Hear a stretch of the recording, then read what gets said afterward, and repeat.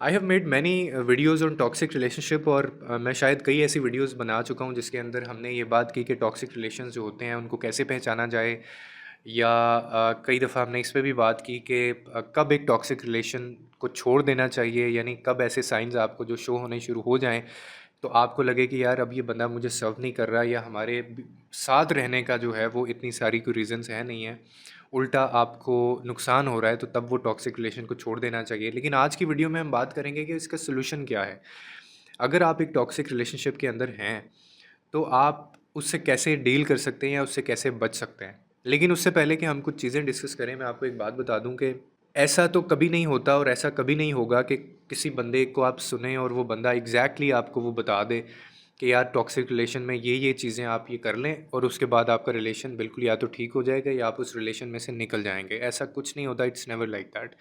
कोशिश करूँगा कि मैं उन सारे पॉइंट्स के ऊपर बात करूँ, क्योंकि बहुत सारे लोगों से बात होती रहती है। कुछ ऐसे लोग जो टॉक्सिक रिलेशन में होते हैं, कुछ डील कर रहे होते हैं, कुछ ने छोड़ दिया होता है। तो वो सारी लोगों की बातें सुनने के बाद, सारे लोगों को बताने के बाद या उनकी काउंसलिंग करने के बाद जो मुझे चीज़ आज तक समझ आई है, वो मैं आपको आज कोशिश करूँगा इस वीडियो के थ्रू बताऊँ।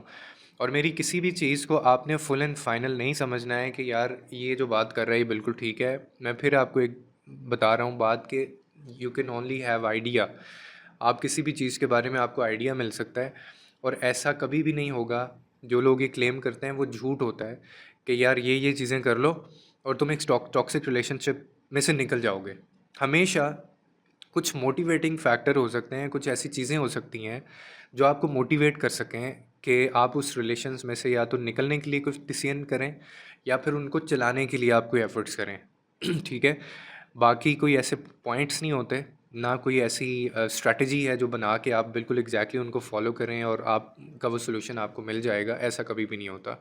लेकिन हाँ, आपको मोटिवेशन मिल सकती है, आइडिया मिल सकता है कि ये चीज़ें करने से आप उस चीज़ को चला सकते हैं या उसमें से आप निकल सकते हैं। तो शुरू करते हैं।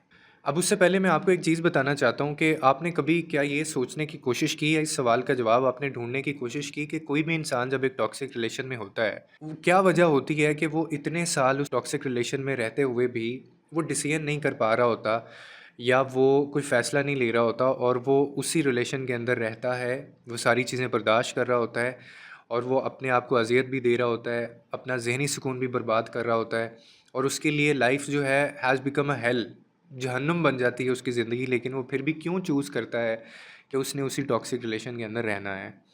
इसकी जो मुझे आज तक एक बात समझ आई है ना, वो ये है कि अ लॉट ऑफ़ पीपल, बल्कि बहुत ज़्यादा परसेंटेज इस दुनिया में जो टॉक्सिक रिलेशन में है, वो कहीं न कहीं उनका ये माइंडसेट होता है कि यार जिस बंदे के साथ वो रह रहे हैं जो टॉक्सिक है, वो कहीं न कहीं ठीक हो जाएगा। यानी उसकी एक सिंपैथी कह लें, एम्पैथी कह लें, उसकी एक्सपेक्टेशंस कह लें या उसको एक बीकन ऑफ होप कह लें आप इसको, कि कहीं न कहीं उसको ये लग रहा होता है कि शायद यार ये बंदा ठीक हो जाए और उसको कहीं न कहीं से ये यकीन भी दिलाया जा रहा होता है कि थोड़ा-सा और तुम इस चीज़ को डील कर लो या बर्दाश्त कर लो, ये ठीक हो जाएगा उसके बाद। और इसीलिए वो बंदा चूज़ करता है कि वो रिलेशन के अंदर है और वो ऐसे करते-करते महीने, साल और फिर कई साल वो उसी रिलेशन के अंदर फँस के रह जाता है। अब इसमें एक और चीज़ जो मुझे आज तक समझ आई है, स्पेशली उन लोगों से बात करके जो टॉक्सिक रिलेशन में थे, और मैंने एक चीज़ समझी कि वो इसलिए भी उन रिलेशंस में से बाहर नहीं निकल रहे होते कि उनको ये एम्पैथी के अंदर जो है ना, या सिंपैथी फैक्टर के अंदर फँसा के रख दिया जाता है और वो इसमें से कभी निकल ही नहीं पाते। अच्छी बात है हमदर्दी किसी के साथ जताना, करना या उसको एहसास दिलाना, ये एक अच्छी चीज़ होती है, लेकिन एक नॉर्मल इंसान के साथ। अब मैंने कई ऐसे लोगों से जब ये सुना कि वो, मतलब उनका एक ज़हन इस तरह का माइंडसेट बना दिया जाता है कि यार ये बंदा फैमिली की तरफ से ही डिस्टर्ब है या ये बंदा जो है वो, इसकी हालत ठीक नहीं है, इसकी कंडीशन नहीं ठीक है या इसके ऊपर फाइनेंशियल कुछ इश्यूज़ हैं, प्रॉब्लम्स हैं या इसकी लाइफ में कोई और मसले हैं या ये तबीयत का ऐसा है थोड़ा-सा, दिल का अच्छा है, दिल का अच्छा है, लेकिन बस कभी-कभी ऐसे ही जब इसको गुस्सा आता है तो गाली दे देता है। जब इसकी हालत या हालात ख़राब होते हैं तो ये इस तरह से करता है, मारता-पीटता है, अदरवाइज़ ये ठीक है। तो अब सवाल ये पैदा होता है कि अगर एक बंदा, इसका मतलब है जब भी उसकी हालत ख़राब होगी, जब भी उसको गुस्सा आएगा, जब भी उसके फाइनेंशियल इश्यूज़ उस पे आएँगे, जब भी उसको प्रेशर आएगा फैमिली का या बैकग्राउंड जो भी उसका है, तो इसका मतलब वो आपको गाली देगा हर दफ़ा। तो क्या आपने इस चीज़ के बारे में कभी सोचा है? कि इसको आप किस कैटेगरी में लेके जाएंगे। क्या ये आपके लिए टॉक्सिक नहीं है? टॉक्सिक है ना। तो फिज़िकल जो देखें अब्यूज़ हो रहा होता है ना, वो तो सबको नज़र आ रहा होता है, उसमें तो आपको जानने की ज़रूरत ही नहीं है कि ये सही है या गलत है, वो तो वेल अंडरस्टूड है।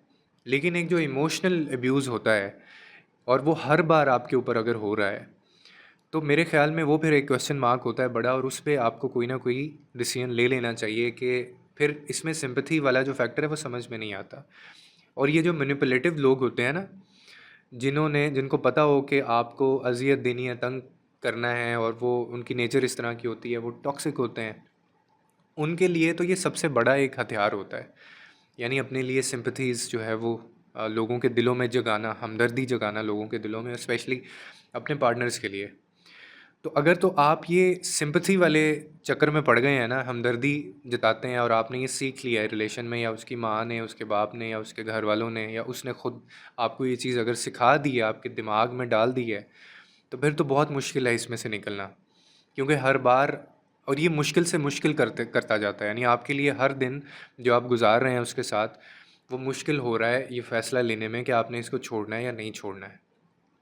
तो हमदर्दी ऐसे लोगों से पहले तो जतानी नहीं चाहिए, क्योंकि अगर उन्होंने ठीक होना हो, एक टॉक्सिक बंदा अगर ठीक हो सकता है ना, तो वो 2 4 5 6 दफ़ा की बात होती है। ये सालों अगर ये एक चीज़ आपके साथ रिपीट हो रही है ना, तो फिर ये चीज़ ठीक नहीं हो सकती। आपको ऐसे लोगों के साथ हमदर्दी में भी नहीं पड़ना चाहिए। फिर तीसरी जो इसमें चीज़ होती है ना, जो उनको फ़ैसला नहीं लेने दे रही होती, वो होती है होप। यानी आपको कहीं न कहीं ये उम्मीद है कि ये बंदा ठीक हो जाएगा, या शायद इसकी कंडीशन अभी ठीक नहीं है, कुछ साल बाद, अरसे बाद ये ठीक हो जाएगा और ये रिलेशनशिप जो है ये वर्कआउट करना शुरू हो जाएगा। उम्मीद रखना, किसी चीज़ की होप रखना अच्छी चीज़ है, बुरी बात नहीं है। लेकिन अगर एक बंदे के बिहेवियर में कोई चीज़ है ना, और वो कॉन्स्टेंटली आपको ज़िद कर रहा है, और बार-बार आपको उसको बताना पड़ता है कि ऐसा नहीं करना, या ये चीज़ ठीक नहीं है, और वो उसके बिहेवियर में चीज़ है। मतलब वो बेध्यानी में नहीं, बल्कि वो ध्यान रखते हुए भी उसके लिए it has now become a common practice उसके लिए, और वो आपको भी अब इस चीज़ के लिए तैयार कर रहा है कि इस चीज़ के साथ तुम्हें ज़िंदा रहना है, और ये चीज़ें इसी तरह से चलती रहेंगी और ये नॉर्मल है। तो मेरे ख़्याल में उस वक़्त भी आपको सोचना चाहिए, और ख़ास तौर पे अगर उसके बिहेवियर्स में चीज़ें हैं, तो फिर तो ये नेक्स्ट टू इम्पॉसिबल है कि वो ठीक हो सकता है। फिर तो ये आप स्टुपिडिटी है आपकी, कि आप अपने आप को एक ऐसी होप दे रहे हैं जो बहुत अनरियलिस्टिक है, जिसके कहीं न कहीं आपको भी जिसका अंदाज़ा है, आइडिया है कि ये चीज़ें ठीक नहीं हो सकती। तो मेरे ख़्याल में एक जो चीज़ होती है, जो सॉल्यूशन नहीं आपको दिला रही होती है, आपको उसका, आप टॉक्सिक रिलेशन में से बाहर नहीं आ पाते हैं, वो होता है कि आपको एक होप होती है अपने आप से भी या उस बंदे से भी। अब ये उम्मीद किसने जगाई है या लगाई है, ये आप बेहतर जानते हैं कि आपने अपने आप को ये कह के बार-बार सिखाया है, या उस बंदे ने आपको ये लारा लगाया हुआ है, या उसके घर वालों में से कोई कहता है कि ये ठीक हो जाएगा, ये ठीक हो जाएगा, ठीक हो जाएगा। आपको इस चीज़ का अंदाज़ा हो जाना चाहिए कि ये ठीक नहीं होगा। और इसमें आप ये मत समझिएगा कि मैं आपको मायूस कर रहा हूँ, या आपको मैं ये बता रहा हूँ कि आपकी ज़िंदगी इसी तरह से गुजरेगी।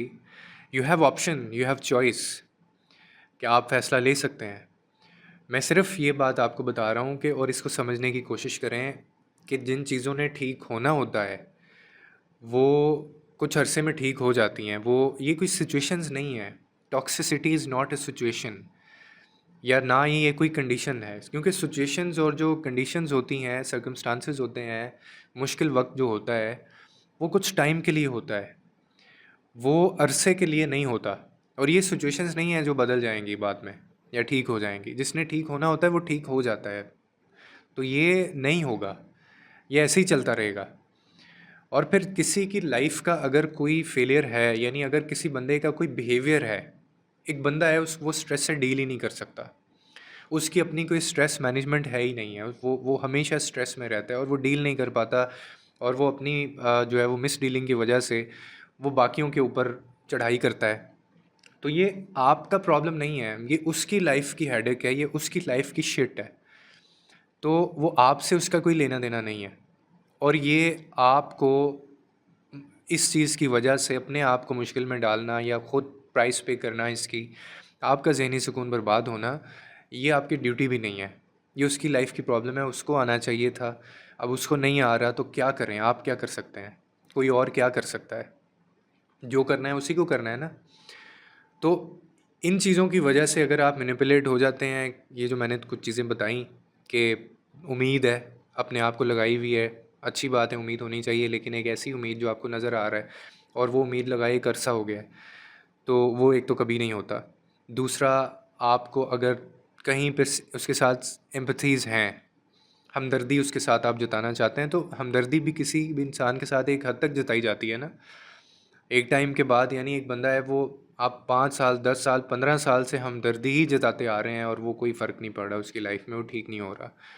तो मेरे ख़्याल में वो आप कसूरवार हैं कि आपको क्यों समझ नहीं आ रहा कि वो उसका बिहेवियर है, वो उसके उसके उसके ब्लड में वो चीज़ है, वो उसकी आदत है, वो हैबिचुअल है। क्योंकि जो चीज़ें ठीक होनी होती हैं वो हो जाती हैं और वो हालात की, सिचुएशंस की, कंडीशंस की मोहताज नहीं होती। ठीक है? कभी कभी आप अपने आप को इसलिए भी बदल लेते हैं कि आप अगले बंदे से मोहब्बत करते हैं, बल्कि मोहब्बत का तकाज़ा वाहिद ये है कि मैं अपने आप को बदलूं। अगर मैं किसी को चाहता हूं, किसी की ज़िंदगी में हूं, तो उसके लिए मुझे अपने आप को बदलना है। ये सबसे बड़ा सबूत है मोहब्बत का। और सेम वो उसको भी, अगर वो भी कहता है कि आप उसको, आपसे कोई लगाव है, तो किसी को मुझसे है, तो वो अपने आप को बदले मेरे लिए। तो ये दोनों साइड से इस तरह चीज़ें चलती हैं। और जहाँ पे एक ही बंदा कांस्टेंट वो अब्यूज़, इमोशनल अब्यूज़, टॉर्चर और वो ड्रेन हो रहा है, तो ये तो रिलेशनशिप कोई ना हुआ, ना इसका कोई सलूशन निकलेगा।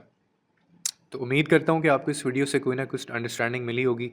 ये कोई स्क्रिप्टेड वीडियो नहीं थी, ये बस मैं ऐसे ही आया हूँ और मैंने आपको बातें बता दी हैं, और इट इज़ फ्रॉम हार्ट। ये सारी चीज़ें जो है वो मेरे दिल से निकली थी। मुझे नहीं पता आप कौन से पॉइंट पे कैसे कनेक्ट करते हैं, कौन सी बात आपको समझ आती है, कौन सी बात समझ नहीं आती है, लेकिन दुआ है कि आपको कोई ना कोई इससे अगर अंडरस्टैंडिंग मिल सके। और इस पे वीडियोस भी मैं इसीलिए बनाता हूँ ज़्यादातर, क्योंकि ये इस चीज़ से बहुत सारे लोग डील कर रहे हैं। और अगर आप इस चीज़ से डील नहीं कर रहे हैं, तो फिर अल्लाह का शुक्र अदा करें कि आपकी ज़िंदगी में ऐसी कोई आजमाइश नहीं है। लोगों के लिए आसानियाँ पैदा करें, रब आपके लिए आसानियाँ पैदा करेगा।